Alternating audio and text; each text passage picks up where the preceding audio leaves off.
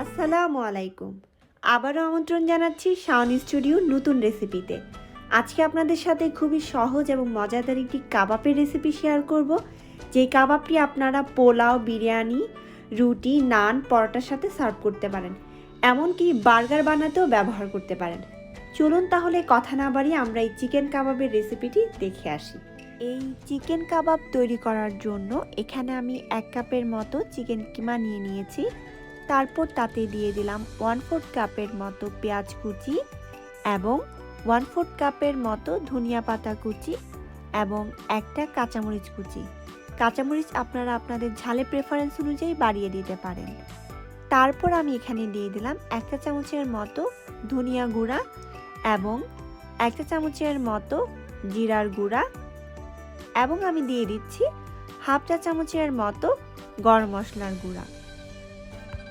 তারপর এখানে আমি দিয়ে দিচ্ছি 1 চা চামচের মতো রসুন বাটা এবং 1 চা চামচের মতো আদা বাটা। তারপর আমি দিয়ে দিচ্ছি এখানে 1 চা চামচের মতো সয়া সস। তারপর আমি দিয়ে দিচ্ছি এখানে প্রায় 1 চা চামচের মতো লেবুর রস। আপনারা কিন্তু এখানে লেবুর রসের পরিবর্তে চাইলে 1 চা চামচ পরিমাণ টক দই ব্যবহার করতে পারেন। তারপর আমি দিয়ে দিচ্ছি এখানে প্রায় 1 চা চামচের মতো বাটার। তারপর আমি এখানে দিয়ে দিচ্ছি 1 চা চামচের মতো টমেটো কেচাপ। টমেটো কেচাপ দিয়ে দেওয়ার পর আমি এখানে দিয়ে দিচ্ছি স্বাদ অনুযায়ী লবণ। লবণটা এখানে অল্প পরিমাণে ব্যবহার করতে হবে, কারণ সসগুলোতে কিন্তু অলরেডি লবণ আছে। লবণ দিয়ে দেওয়ার পর সব কিছুকে একসাথে ভালোভাবে মাখিয়ে নিতে হবে। মাখাতে মাখাতে আমার মনে পড়লো যে আমি এখানে মরিচের গুঁড়া অথবা পাপরিকার গুঁড়া দিইনি। তো মাছ পথে আমি যেটা করলাম, এখানে আমি 1 চা চামচের মতো পাপরিকার পাউডার দিয়ে দিলাম। পাপরিকার পাউডার দিয়ে দেওয়ার পর আমি আবারও সব কিছুকে মাখিয়ে নিচ্ছি। মাখিয়ে নেওয়ার পর আমি এই চিকেন কিমাটাকে প্রায় আধা ঘন্টার জন্য ম্যারিনেট করে রেখে দিচ্ছি। আপনারা চাইলে সর্বোচ্চ 3 ঘন্টা পর্যন্তও রাখতে পারেন, এতে করে কিন্তু কাবাবের টেস্টটা আরও বেশি বৃদ্ধি পায়। তো আধা ঘন্টা পরে এখন আমি বেকিং পেপার অথবা পার্চমেন্ট পেপারের মধ্যে তেল ব্রাশ করে নিচ্ছি। আর পার্চমেন্ট পেপারগুলো কিন্তু আমি আপনারা দেখতে পাচ্ছেন ছোট করে কেটে নিয়েছি।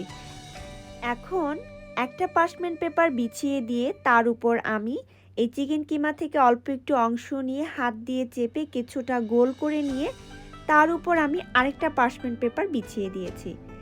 এখন তার উপর আমি একটি ফ্ল্যাট সারফেস দিয়ে এই চিকেন কিমাটাকে প্রেস করে কাবাবটা তৈরি করে নিব। আপনারা চাইলে কিন্তু এই প্রসেসটা একটা ফ্ল্যাট প্লেট দিয়েও করতে পারেন।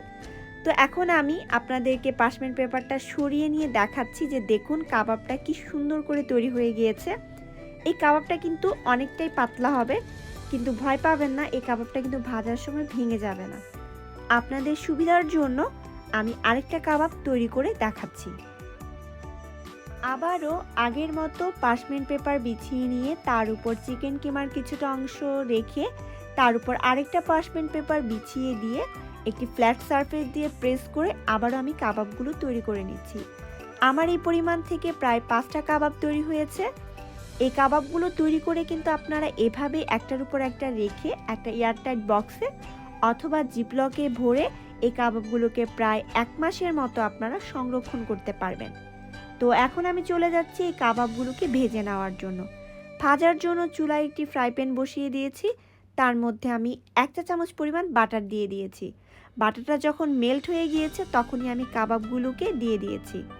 কাবাবগুলো ভাজতেও কিন্তু খুব একটা সময় লাগে না। মিডিয়াম আঁচে 6 থেকে 7 মিনিটের মতো ভাজলেই কিন্তু কাবাবগুলো পুরোপুরি সেদ্ধ হয়ে যাবে।